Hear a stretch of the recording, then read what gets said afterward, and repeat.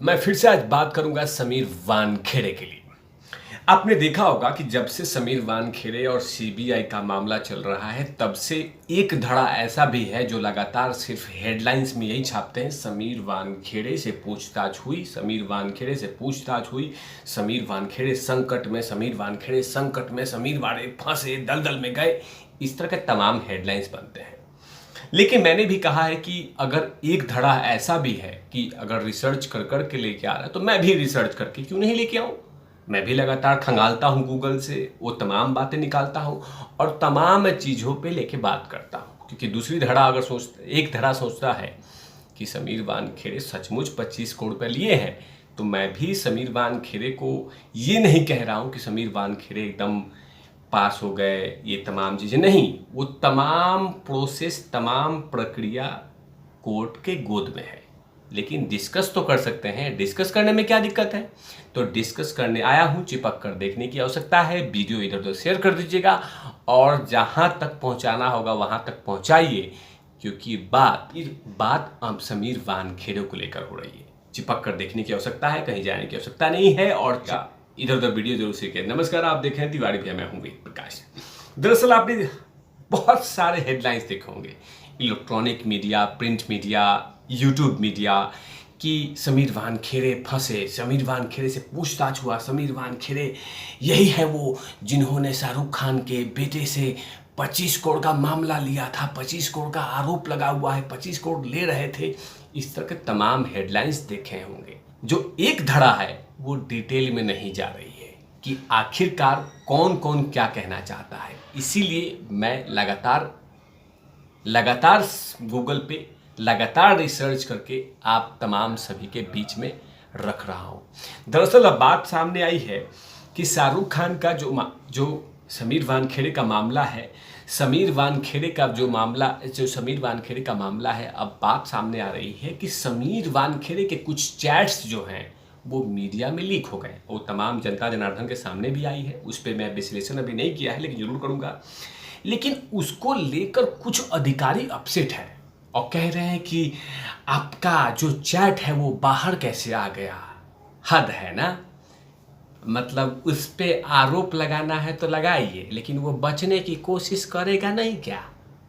और वैसे भी अगर चैट बाहर आ गया है तो अगर चैट फेक है, गलत है, तो मानहानि का केस ठोक दीजिए कि ये तमाम जितने भी चैट है ना, ये तमाम चैट फेक है।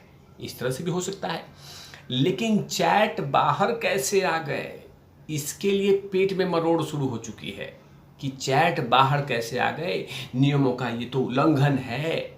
मतलब समीर वानखेड़े पे 25 करोड़ का गबन का आरोप लगे, वो बिल्कुल सही है। मतलब उसके बचाव में कोई चैट अगर सामने आ गए तो मतलब पेट में मरोड़ शुरू हो गया, लूज मोशन शुरू हो गई, आंतें सूखने लगी, चूल्हे फूकने लगे, चूल्हे बुझने लगे कि चैट कैसे बाहर आ गया। कोई ना कोई तो उसका चैट बाहर कर रहा होगा, और वो चैट ऑथेंटिक है ना, फेक तो होगा नहीं। अगर फेक है तो मानहानि का केस कर देना चाहिए, क्योंकि शाहरुख खान का और समीर वानखेड़े का चैट सामने आया है तो कुछ ना कुछ तो बात हुआ होगा। लेकिन इसमें बात आ गई नियमों का उल्लंघन, सीमा का उल्लंघन, ये उल्लंघन, वो उल्लंघन, तमाम चीज़ें क्या क्या हुआ है उसमें विश्लेषण कर रहा हूँ। चिपक कर देखने की आवश्यकता है। ये भी कोई ऐसा नहीं कि तिवारी भैया अपने मनहन घड़न से, नहीं नहीं नहीं नहीं नहीं, कुछ मीडिया से कटिंग वटिंग चिपका लेते हैं। एंटी ड्रग्स ब्यूरो अधिकारी ने कहा कि समीर वानखेड़े ने हाईकोर्ट में प्रोफाइल ड्रग्स ऑन क्रूज मामले में जांच के दौरान में अपने बचाव में हाईकोर्ट में कुछ चैट पेश करके आचरण का उल्लंघन किया है। क्यों बचाव नहीं करेगा वो अपने चैट को रखकर कि देखिए साहब, जज साहब ये देखिए, मैंने कहीं पे भी कोई गलत काम नहीं किया है।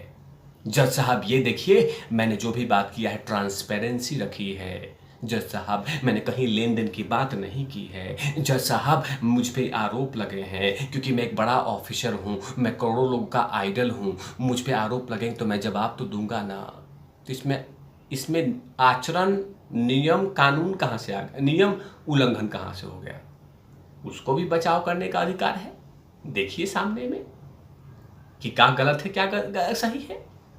मतलब एक पक्ष वो बस खाली आरोप सुनता रहे कि 25 करोड़ 25 करोड़, वो आरोप सुनता रहे, बस कुछ नहीं कहे।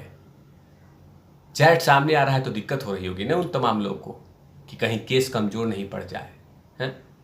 और कहा जा रहा है कि चैट सामने क्यों आया, नियमों का उल्लंघन। नहीं नहीं नहीं, वो भी अपनी बात रखेगा ना। अगर आप कोई गेम खेल रहे हैं तो वो भी गेम खेलेगा ना, क्योंकि मैंने हमेशा से अपने वीडियो विश्लेषण में कहा है कि IRS ऑफिसर है यार समीर वानखेड़े, और आज का खिलाड़ी नहीं है, वो बहुत पुराना खिलाड़ी है। बहुत आज का खिलाड़ी नहीं है, वो बहुत पुराना खिलाड़ी है। तो सामने आया है तो खेलिए अब उसके साथ। लेकिन हाँ, चैट सामने क्यों आ गए, चैट सामने क्यों आ गए, नियमों का उल्लंघन हो रहा है, इस तरह के शब्दों का इस्तेमाल। आगे में क्या क्या पेट में मरोड़ शुरू हुआ वो बताता हूँ। आगे में पेट में दर्द कैसे शुरू हो गए हैं। एनसीबी सूत्रों के ने दावा किया है कि वानखेड़े ने आचरण नियमों का उल्लंघन किया है। उन्होंने कहा कि कोई भी जांच अधिकारी आरोपी परिवार से इतनी लंबी बातचीत कैसे कर सकता है। आर्यन मामले में जांच के दौरान में समीर वानखेड़े ने कभी भी अपने वरिष्ठ अधिकारियों को शाहरुख खान के व्हाट्सएप चैट के बारे में सूचित नहीं किया। अच्छा, पहले बात करते हैं 25 करोड़ की ना, तो उस चैट में तो कहीं कुछ नहीं हो रहा है, चैट में तो कहीं कुछ नहीं हो रहा है। नहीं मतलब ऐसे नहीं बोल रहा हूं मैं, चैट में तो कुछ नहीं आ रहा सामने। नहीं बताया तो क्या मतलब, क्या हो गया? नहीं बताया तो उसमें क्या दिक्कत हो गया? अब बता दिए तो अभी दिक्कत क्या है? ऑथेंटिक तो है ना, मतलब असली तो है चैट, चैट तो असली है ना, कि चैट भी गलत हो गया? मनगढ़ंत कहानी लग सकती है, आरोप लग जाए उसके ऊपर में, उस पर 25 करोड़ का आरोप लगना चाहिए, वो जेल चला जाए, नौकरी खत्म हो जाए, उसके बीबी बच्चे रोड पे आ जाए, ये सब होना चाहिए। लेकिन अगर वो सबूत रख रहा है तो क्यों रख रहा है, नियमों का उछाल हो रहा है, नियमों टूट रहे हैं, उल्लंघन हो रहा है, ये हो रहा है, इस तरह की तमाम बातें हो रही है। इधर उधर की बात मत कर, बात ये कर कि काफिला लूटा कैसे। बात ये हो रही है कि समीर वानखेड़े ने जब कह दिया है, डंके की चोट पे कह दिया है कि मैं निर्दोष हूं, मैं देशभक्त हूं, मुझे फंसाया जा रहा है, तो सुना भी तो जाना चाहिए।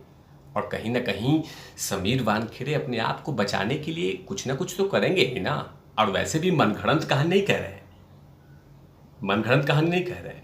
मैं तो कह रहा हूं कि समीर वानखेड़े जांच का जो जांच चल रही है उसमें पूरा सपोर्ट कर रहे हैं, करेंगे। मुझे पूरा भरोसा है, क्योंकि उनको देश की जनता जनार्दन के सामने रहना है, भागेंगे नहीं वो।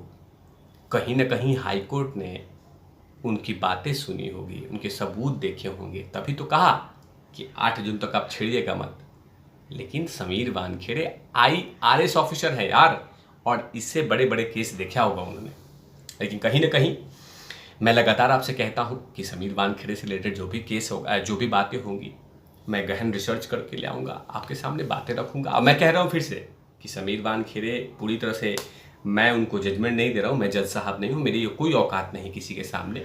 लेकिन मैं बात कर रहा हूँ कि एक धड़ा जो लगातार ये कहती है CBI समीर वानखेड़े, CBI समीर वानखेड़े, तीसरी पूछताछ, चौथी पूछताछ, तीसरी पूछताछ, चौथी बात, तो ये तमाम चीज़ें तो मैं भी अपनी बातें रखूँगा, और मैं भी अपनी बात रख रहा हूँ।